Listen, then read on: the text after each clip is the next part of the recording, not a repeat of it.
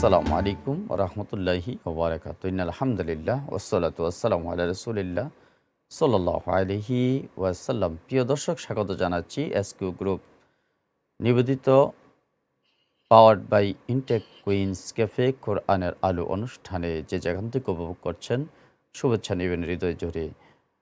আমরা প্রতিদিনই রমজানুল মুবারকে বিষয়ভিত্তিক আলোচনা উপস্থাপন করে থাকি, ঠিক তারই ধারাবাহিকতায় আজকেও আমরা এমন একটি বিষয় উপস্থাপন করব। সেটি হচ্ছে বিষয় হচ্ছে যে ইসলামিক জ্ঞানের অর্জনের গুরুত্ব। এ বিষয়ে আলোচনা করার জন্য আমাদের স্টুডিওতে আমন্ত্রিত হয়েছেন বিশিষ্ট ইসলামী চিন্তাবিদ, তরুণ লেখক, গবেষক, তরুণ ইসলামী চিন্তাবিদ, ঐতিহ্যবাহী কুমিল্লা জেলার বুড়িচং থানাধীন এরশাদ ডিগ্রি কলেজের সম্মানিত ইংরেজি প্রভাষক মোহতারাম মাওলানা নুরুল আফসার আফাসি মহোদয়কে আমরা বরণ করে নিচ্ছি। আসসালামু আলাইকুম রহমতুল্লাহ। জি, আসসালামু আলাইকুম রহমতুল্লাহি ওয়া বারাকাতুহু। জি, জি মোহতারাম, কেমন আছেন আপনি? আলহামদুলিল্লাহ, আমি ভালো আছি। আপনি কেমন আছেন? জি আলহামদুলিল্লাহ, আমিও ভালো আছি, আল্লাহ তাআলার শুকরিয়া করছি। তো আপনি ইতিপূর্বে শুনতে পেরেছেন, জানতে পেরেছেন যে আমরা কী বিষয়ে আপনার থেকে কথা শুনবো। সেটি হচ্ছে যে ইসলামী জ্ঞান অর্জনের গুরুত্ব কতটুকু রয়েছে, এ বিষয়ে ইনশাআল্লাহ তাআলা আপনি কথা বলবেন। জি, ধন্যবাদ জানাই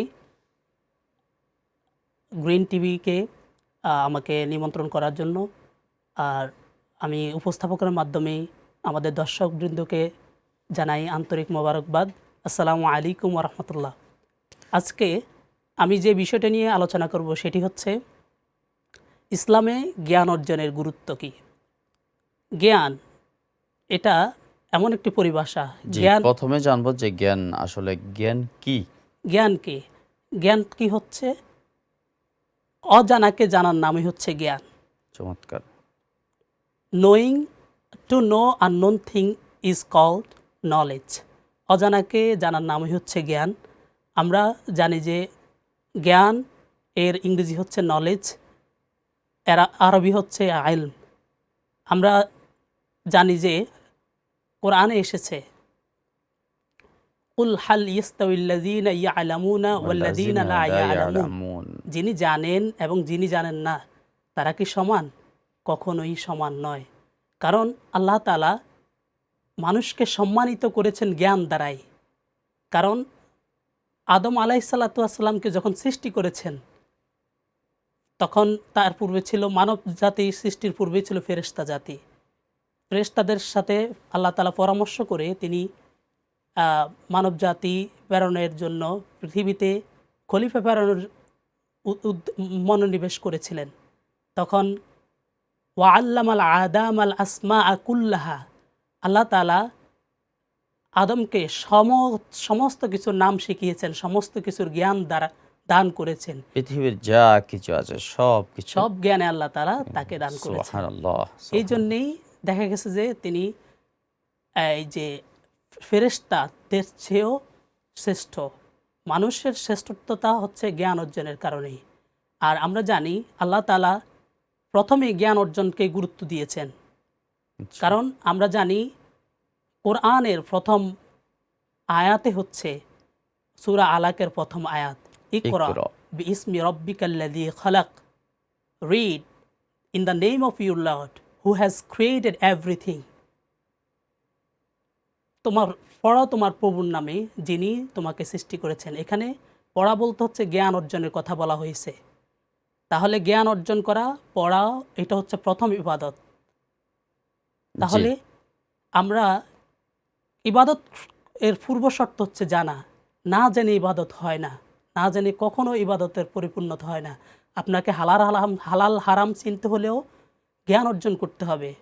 কারো ভালো কিছু করবেন, আপনাকে জ্ঞান অর্জন করতে হবে। নিজেকে বিল্ড আপ করবেন, নিজেকে পরকালের জন্য সমৃদ্ধ করার চেষ্টা করবেন, দুনিয়া ও আখিরাতের জন্য সমৃদ্ধ করার চেষ্টা করবেন, আপনাকে অবশ্যই জ্ঞান অর্জন করতে হবে। জ্ঞান অর্জন ছাড়া আপনি দুনিয়া ও আখিরাতের কোনো সফলতা অর্জন করতে পারবেন না। হাদিসে এসছে তলাবুল ইলমি ফারিদাতুন আলা কুল্লি মুসলিমিন।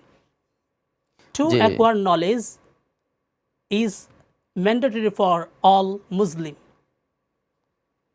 কারণ আমরা জানি রাসূল আকরাম সাল্লাল্লাহু আলাইহি সাল্লাম হাদিসে ইরশাদ করেছেন, জ্ঞান অর্জন করা, জ্ঞান তলব করা, জ্ঞান অন্বেষণ করা হচ্ছে প্রত্যেক মুসলমান নরনারীর জন্য ফরজ।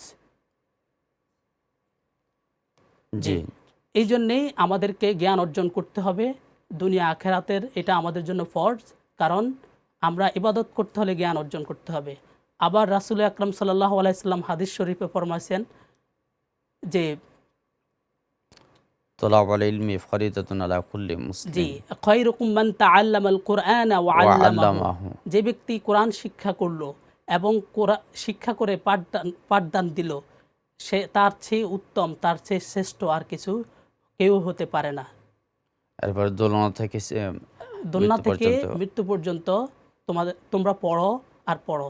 আবার সহিহ আল বুখারীতে এসছে, মান ইউরিদিল্লাহু বিহি খাইরান ইফাক্কিহু ফিদ্দিন।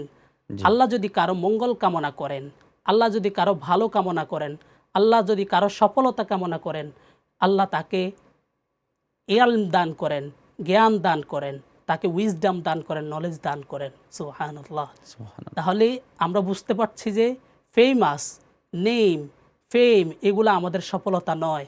আমাদের মূল সফলতা হচ্ছে আমাদের জ্ঞান অর্জন।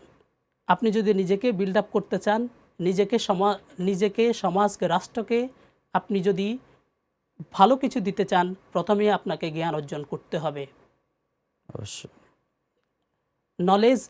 Knowledge empowers individuals and social. Knowledge মানুষকে এম্পাওয়ার করে, শক্তিশালী করে নিজেকে এবং সমাজকে। তাহলে জি, আপনি সমাজ এবং নিজেকে, রাষ্ট্রকে সমৃদ্ধ করতে হলে নলেজের বিকল্প কিছুই নেই, জ্ঞানের বিকল্প কিছু নেই। আর ইসলামিক হলে তো কথাই নেই। জি।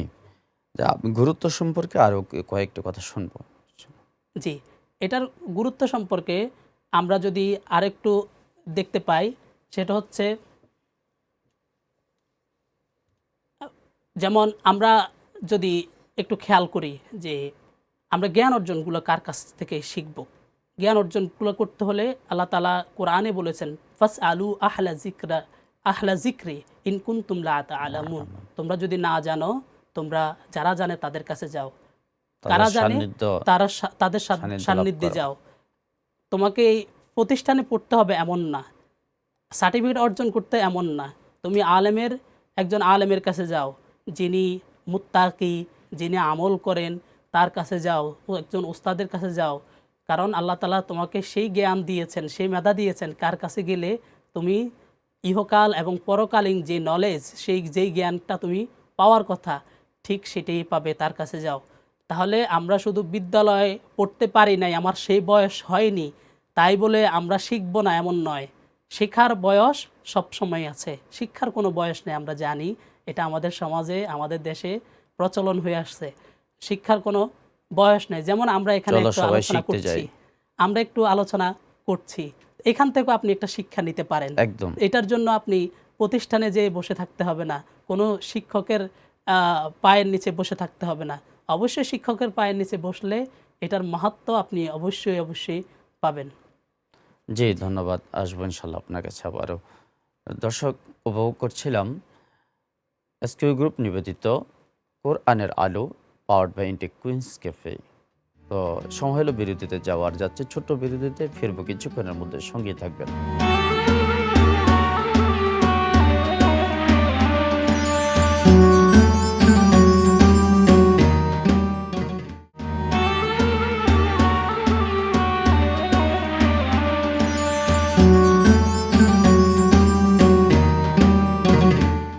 আসসালামু আলাইকুম রহমতুল্লাহি ওবারাকাতু।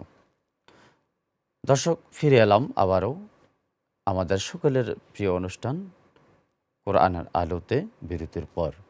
তো আমরা শুনছিলাম জ্ঞানের গুরুত্ব নিয়ে, জ্ঞান অর্জনের গুরুত্ব নিয়ে। আর এ বিষয়ে কথা বলছিলেন মহতারাম মাওলানা নুরুল আফসার আফাসে মহোদয়। আপনাকেও জানাচ্ছি বিরতির পর স্বাগত। আপনি চমৎকার করে কথা বলছিলেন। জি, আপনার কাছে আমাদের কয়েকটি প্রশ্ন থাকবে। একটি হচ্ছে যে, আপনি সুন্দর করে কথা বলছিলেন যে, আমরা পরের প্রশ্নে যাওয়ার আগে শুনবো যে আধুনিক যেই জ্ঞান রয়েছে, বর্তমান আধুনিক সমাজে, হ্যাঁ? এই জ্ঞান নিয়েও আধুনিকতা নিয়েও মডার্ন মোরালিটি নিয়েও আমাদেরকে একটু কিছু যদি বলতেন। জি, ধন্যবাদ আপনাকে প্রশ্নটি করার জন্য। আধুনিক জ্ঞান অবশ্যই লাগবে। আপনি যখন একটা ঘর বানাবেন, সেটার জন্য মিস্ত্রি লাগবে। মিস্ত্রিকে সেই জ্ঞান অর্জন করতে হবে। আপনি ডাক্তারের কাছে যান, ডাক্তার তো ভুল চিকিৎসা দিবে যদি পড়াশোনা যদি না থাকে, আধুনিক জ্ঞান যদি না থাকে, তার জন্য ইনস্ট্রুমেন্টাল যে জ্ঞানগুলো যদি না থাকে। এখানে আমরা সেটে বসে আসছি, এই সেটটা তৈরি করতেও তার একটা শিক্ষা লাগছে। অনেক। এটা শুধু পাঠ্যপুস্তকের শিক্ষা নয়, এটা হচ্ছে তার দুনিয়াবী যে শিক্ষা, দুনিয়াকে এবং সাজানোর জন্য যে কারিগরি শিক্ষার যে একটা বহিঃপ্রকাশ, যে এটা এখানে ঘটেছে। যে এই যে আমরা যে কথা বলছি ক্যামেরার সামনে দাঁড়িয়ে, এখানেও একজন ইলেকট্রিশিয়ান অথবা একজন ইঞ্জিনিয়ারের ভূমিকা রয়েছে। তিনিও পড়াশোনা করেই এই এগুলো আধুনিকায়ন আবিষ্কার করেছেন। করেছেন এবং কোনো না কোনো কারো কাছ থেকে সম্মিলিতভাবে তারা এই নলেজগুলো গ্যাদার করে কিন্তু এই আধুনিক জিনিসগুলো আবিষ্কার করেছেন। আমরা শুধু দেখব যে শুধু কোরআন হাদিসের জ্ঞান অর্জন করলেই এটা সাফিসিয়েন্ট নয়। না, যদি কারণ কোরআন হাদিসের ভিতরে সবগুলো, জি, জি, কোরআন হাদিসে তো আধুনিক।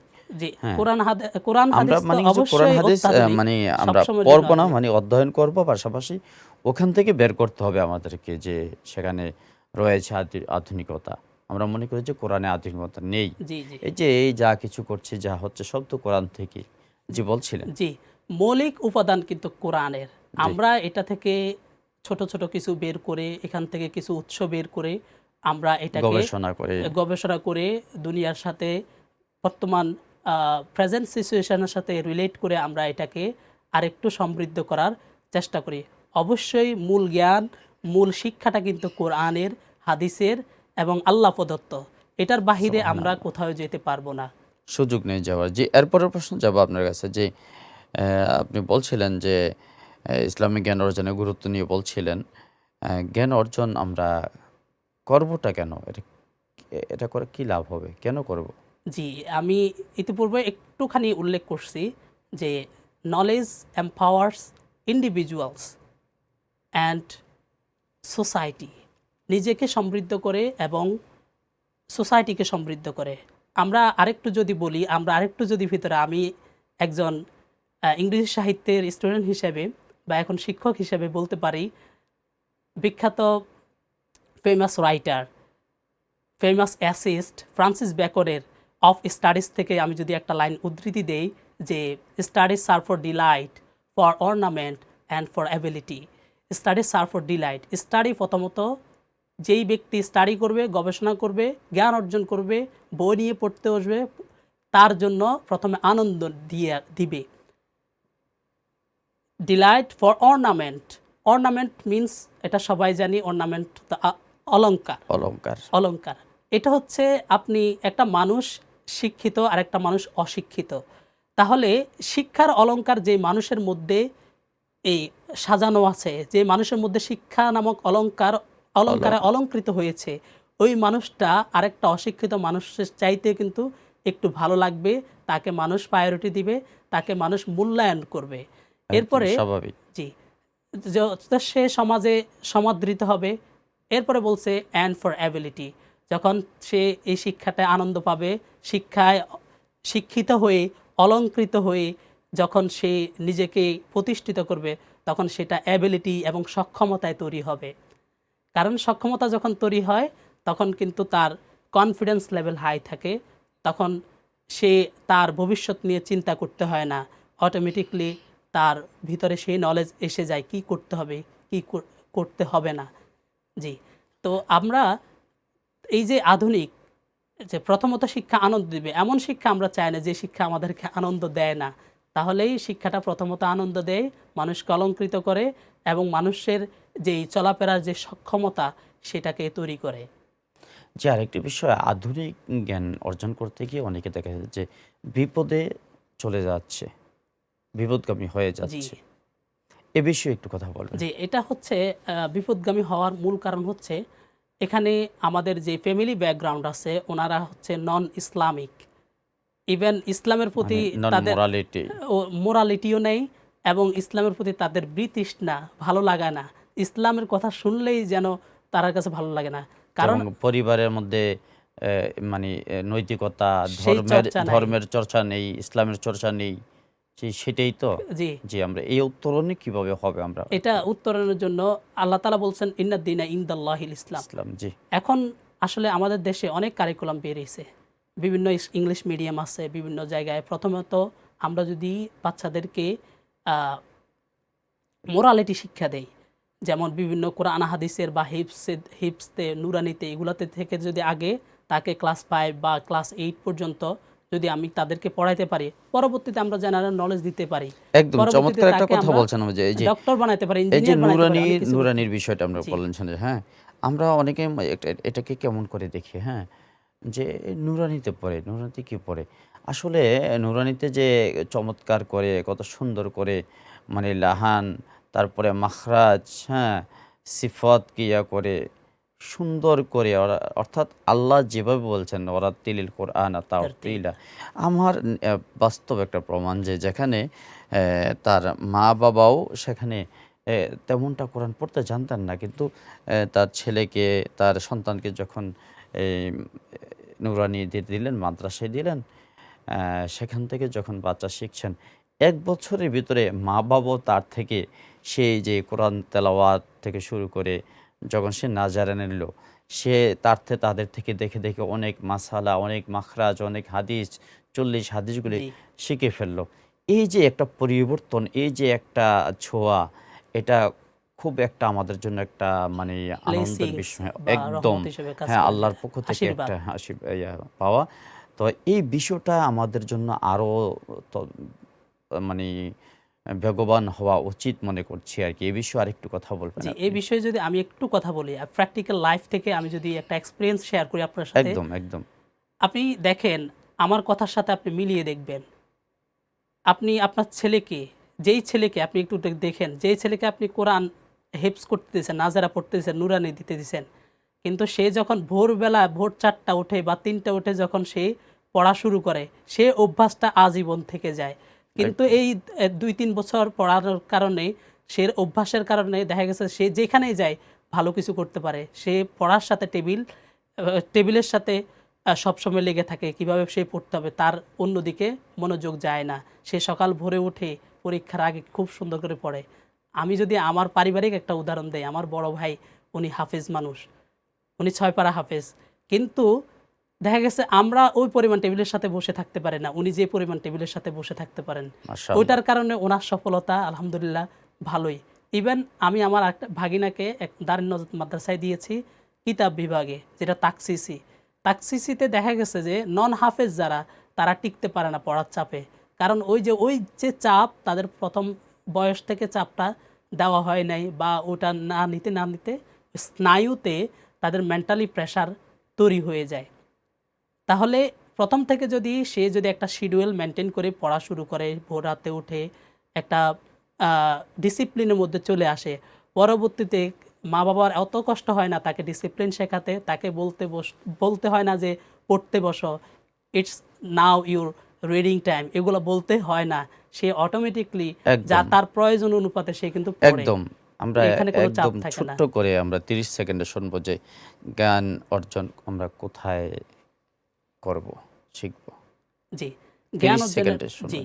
৩০ সেকেন্ডে জ্ঞান অর্জনের প্রথম ধাপ হচ্ছে আপনি, কারণ এ মা, প্রথম হচ্ছে মায়ের কাছ থেকে শেখা, পরিবার থেকে শেখা। কারণ একজন জ্ঞানী ব্যক্তি বলেছেন, "তুমি আমাকে একজন শিক্ষিত মা নেপোলিয়ন দাও।" বলেছিলেন যে নেপোলিয়ন বলেছেন যে, "আমাকে একটি শিক্ষিত মা দাও, আমি তোমাকে শিক্ষিত জাতি দেব।" প্রথমত মায়ের কাছ থেকে শিক্ষা গ্রহণ করতে হবে। এরপরে আমরা আ এডুকেশনাল ইনস্টিটিউটে যেতে পারি। যার রুচিসম্মত যেতে পারি। এরপরে এগুলাও যখন হবে না, জুটবে না, শেষ পর্যন্ত যখন আমরা এগুলা থেকে অনেক হয়ে থাকে, পড়াশোনা করে না বা হয় না, একটা পর্যায়ে সে বুঝে যে আমার পড়াশোনাটা করা দরকার। তখন জি, ইন্ডিভিজুয়ালি আমি মনে করি সে কোনো একজন বিজ্ঞ আলেম বা বিজ্ঞ শিক্ষকের কাছে যদি সে ধরা দেয়, একদম তাহলে এক ভালো কিছু কথায় সে যে করতে পারবে। সবকিছু হচ্ছে সব বয়সে মোরালিটির দিকে যেতে হবে, রিলিজিয়নের দিকে যেতে হবে। চমৎকার কথা বলছিলেন আপনি। আপনাকে অসংখ্য ধন্যবাদ জানাচ্ছি আমাদের সকলের পক্ষ থেকে। প্রিয় দর্শক, আমরা এতক্ষণ পর্যন্ত উপভোগ করছিলাম এসকিউ গ্রুপ নিবেদিত powered by Intake Queens Cafe কোরআনের আলো অনুষ্ঠান। তো আজ এখানেই শেষ করব। শেষ করার পূর্বে ঠিক একই সময় একই চ্যানেলে অন্য কোনো বিষয় নিয়ে আপনাদের সাথে দেখা হবে। ততক্ষণ পর্যন্ত আপনাদের সর্বাঙ্গীন মঙ্গল কামনা করছি। আপনারা ভালো থাকবেন, সুস্থ থাকবেন। ফি আমানিল্লাহ। আসসালামু আলাইকুম ওয়া রাহমাতুল্লাহ।